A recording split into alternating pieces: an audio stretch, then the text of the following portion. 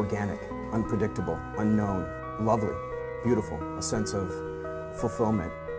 This is part of the pleasures of life and not the chores of life.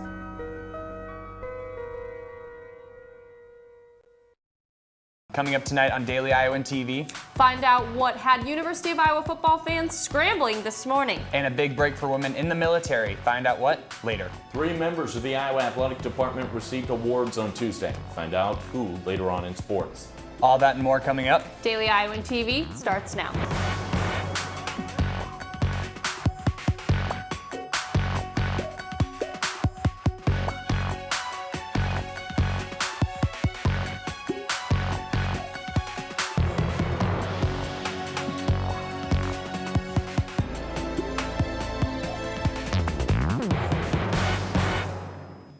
Good evening and thanks for joining us. I'm Cole Johnson. And I'm Megan Sanchez. Republican presidential frontrunner Donald Trump is in hot water after statements he made on Monday. Trump called on the U.S. to bar all Muslims from entering the country until the nation's leaders can figure out what is going on. Trump said in September that he, quote, loves Muslims, but after the Paris terrorist attacks, he advocated for a database to track Muslims in America. His controversial statements fit his pattern of making stunning comments when his alleged lead in the Republican presidential field is jeopardized. When many people think about the U.S. military, they envision the brave men and women who serve and protect our country. But the gender differences in types of service may often be overlooked. Daily Iowan TV reporter Andrew Roberts looks into the newest military orders that is stirring up controversy and making gender discrimination a thing of the past. The men on campus support it. I'm for it if they have the same credentials and same power and ability. And they should be able to do the same thing as men. The women on campus support it. I would say I'm for it because all people are equal. But how do military personnel on the campus of the UI feel about all U.S. military positions being open to women? The landmark decision was announced by Defense Secretary Ashton Carter on December 3rd, opening all military jobs to women, adding the U.S. to a list of over a dozen countries who have already done so. We want our best qualified soldiers, regardless of gender, to be afforded the opportunity to serve in any military occupational specialty. The news may be shocking for some, but for BPFC Maneri, it's relieving. We've been sort of limited for so long, and now we finally have this equality. We actually have been in combat for a while now. We just haven't gotten the recognition for it. In fact, women have been serving in combat since 2013. But it wasn't until now that they could hold infantry and special operations positions. Yet BPFC Maneri raises a concern for her female counterparts. We suffer more musculoskeletal injuries in combat positions, and that's something that I definitely think needs to be considered, but it is a great change. The order will not go into effect for another 25 days to allow the armed forces to prepare for changes.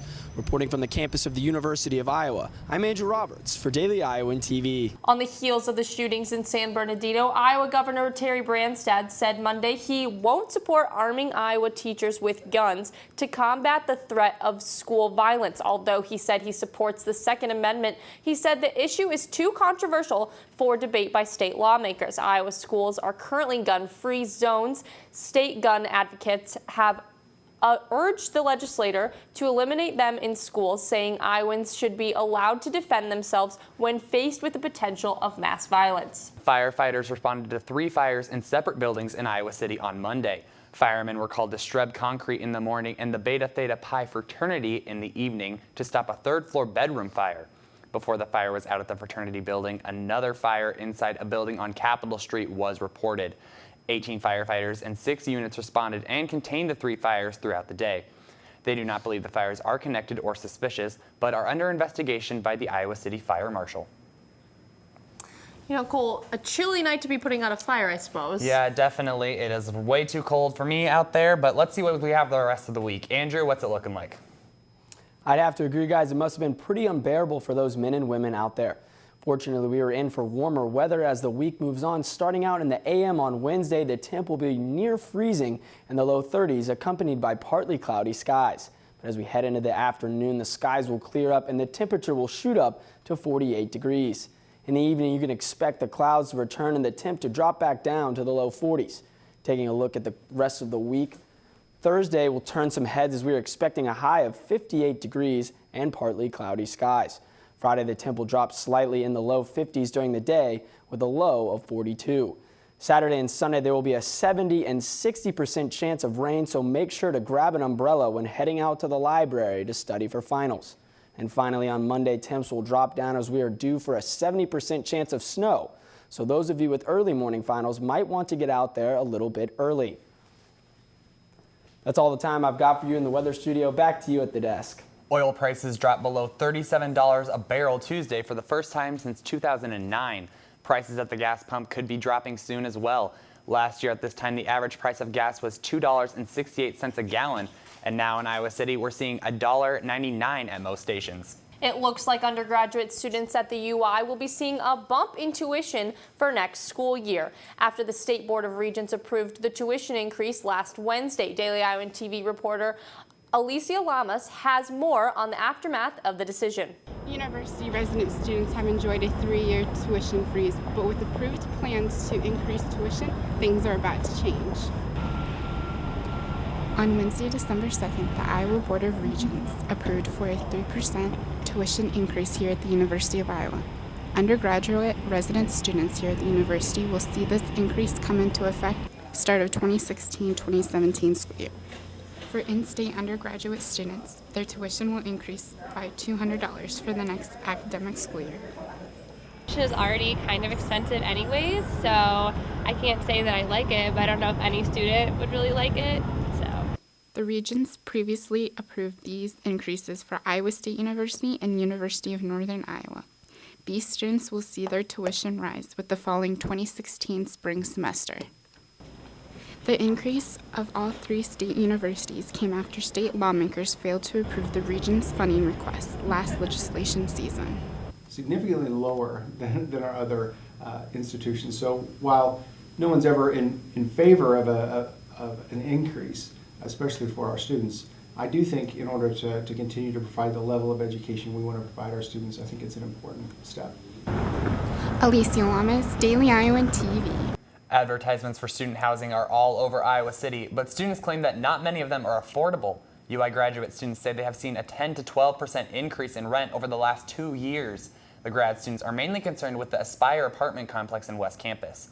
They say its rent is going to increase to almost $1,000 for a 1-bedroom apartment, which many of them cannot afford. In response, grad students have formed an advocacy group called Graduate Students Against Gentrification.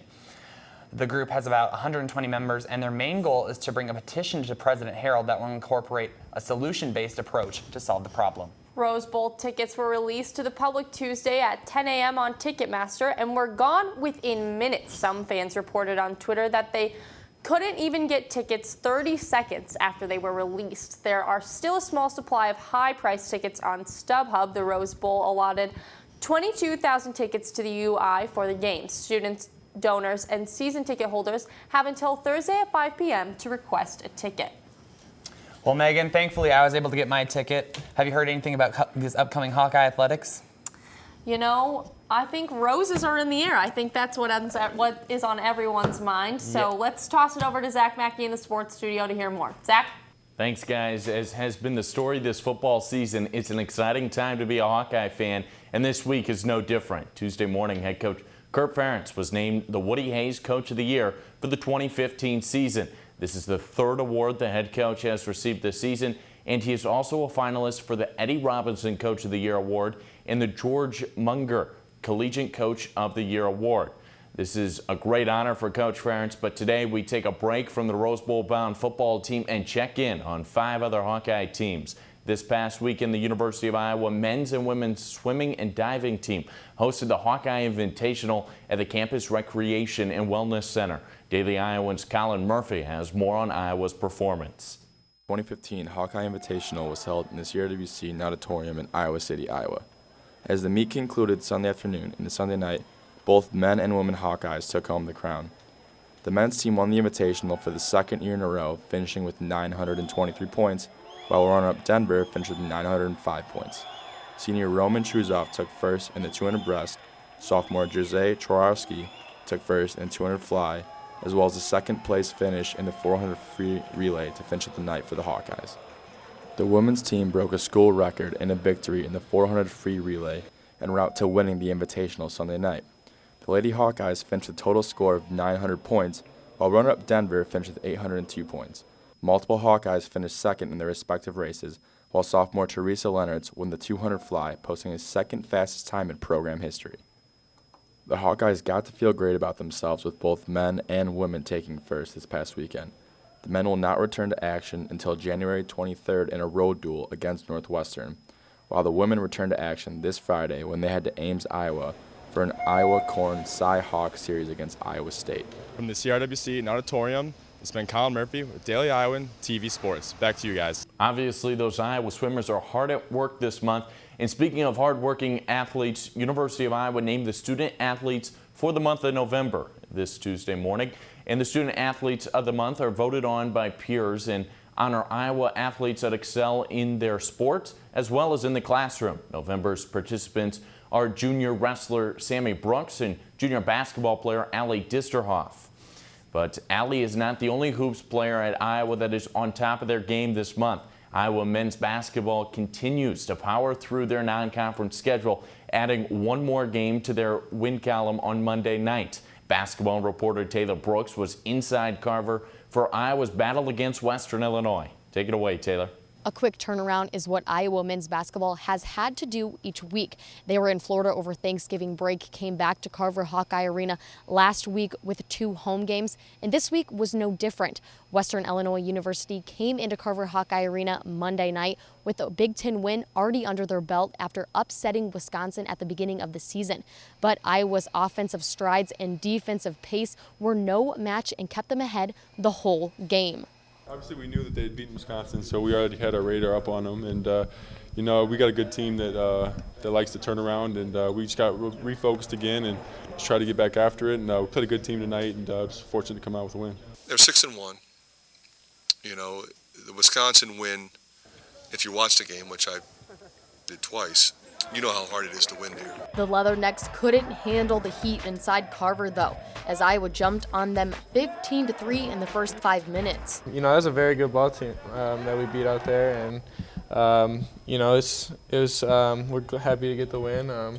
You can't look past anybody. The 53 points Iowa scored in the first half was a season high, and Iowa's ability on defense helped that as well. Did a good job on the bigs. They didn't really get hurt there. A couple defensive breakdowns on ball screen action, but other than that, we were really consistent defensively. We out-rebounded them by 10. 11 different Hawkeyes put points on the board, including sophomore Dom Ewell, who shot 50% from field goal range. Dom's a good player. He's really improved over the last year. Put on some weight, obviously, that you guys can see, and just continues to work hard and get better. That's all you can ask for out of the guy on the second unit. The Hawks will make another quick turnaround as they head to in-state rival Iowa State on Thursday. Reporting inside Carver Hawkeye Arena, this has been Taylor Brooks for Daily Iowan TV Sports. The team has 3 non-conference games left, and as Taylor mentioned, they go on the road to number 4 ranked Iowa State on Thursday night. We will preview that game as well as catch you up on all other things Iowa basketball in Wednesday night show. So stick with Daily Iowan TV for all things Iowa sports. Megan and Cole, back to you. The ghoul-themed gourmet zombie burger attracts food enthusiasts to Des Moines and may be coming to Iowa City. Owners plan to open a counter-service eatery in Ankeny, Iowa, but also have plans on the drawing board for a location here. Eyeing expansion, the restaurant owners are also eyeing Omaha as another landing spot. That's all we have for you tonight on Daily Iowan TV. Be sure to check out our website, dailyiowan.com, for all the latest news between now and Sunday. For Daily Iowan TV, I'm Cole Johnson. And I'm Megan Sanchez. Have a great night.